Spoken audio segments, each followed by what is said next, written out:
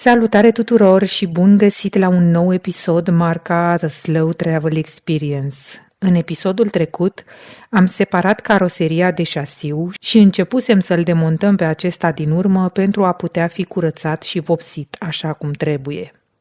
Astăzi vă prezentăm etapele restaurării șasiului, pentru care au fost necesare numai puțin de 2 luni de muncă. Hei, salutare! Am demontat toată suspensia și acum o pregătesc să cobor grupul jos, grupul din față. Sper să și reușesc.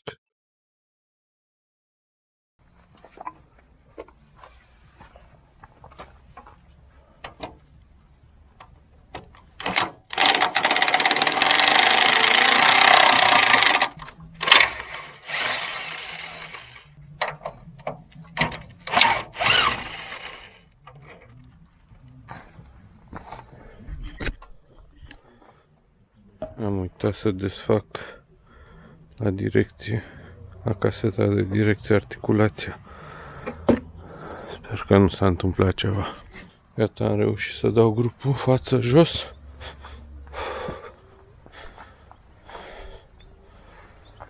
Și acum trebuie să continui să mai desfac ce a mai rămas pe șasiu.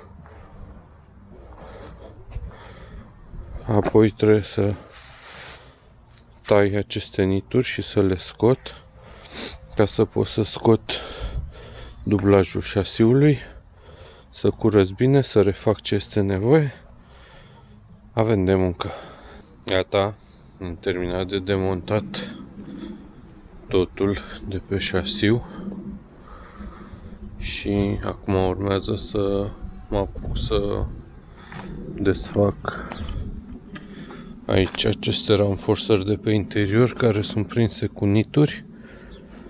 Astea trebuie curățate foarte bine între șasiu și ranforsări. Trebuie văzut dacă cumva trebuie refăcute sau nu. Să vedem cât de ușor reușesc să desfac aceste nituri. Cu siguranță nu va fi foarte ușor. Trebuie să le tai și după aia să le găuresc sau să le bat cu ceva în jos. Asta o să mă apuc să fac acum.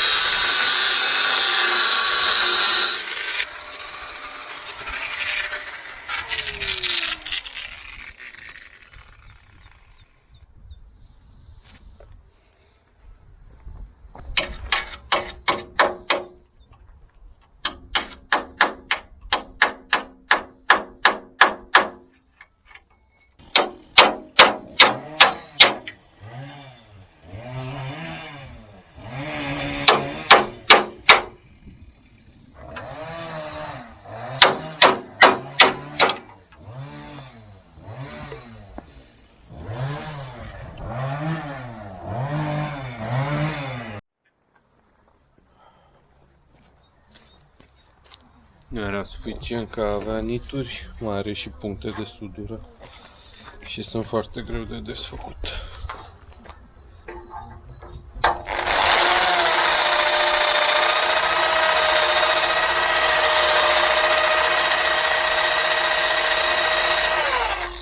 Mă chinui deja de mai mult de o jumătate de oră numai la un singur punct de sudură. Deci totul durează. Da, o să reușim noi până la final.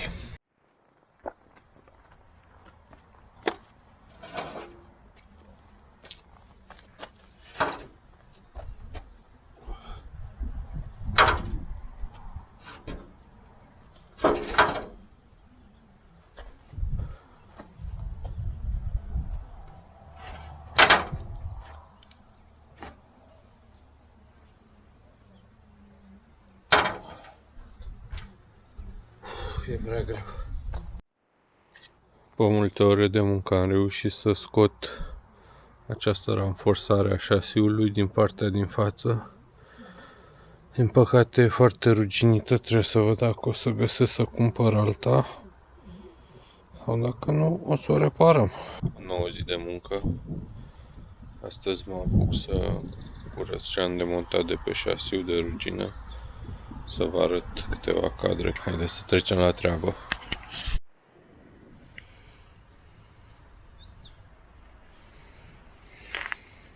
După mai bine de o jumătate de oră de muncă și încă n-am terminat. Cam asta e diferența dintre o piesă curățată și una necurățată. O oră de muncă și încă nu e finalizată complet. Salutare! Continuăm curățarea pieselor de la șasiu. Mai exact acum curăț bările de torsiune. Deja am curățat una din ele și vreau să vă arăt cum arată în comparație cu cea necurățată.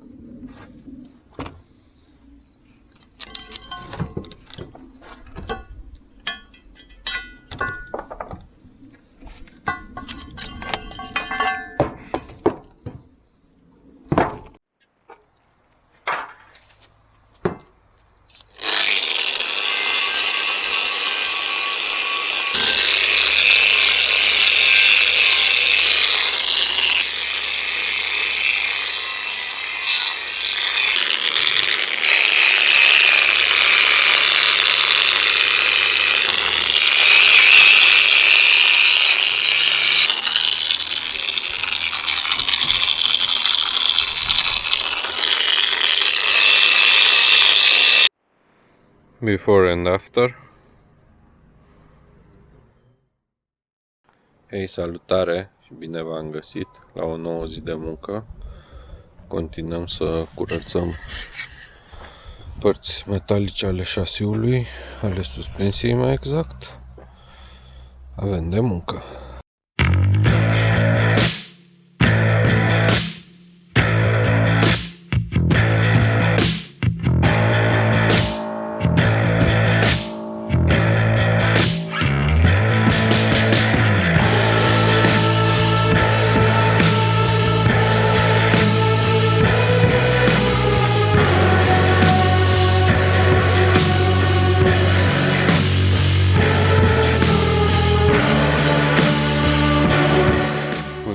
Cu curățarea părților din șasiu.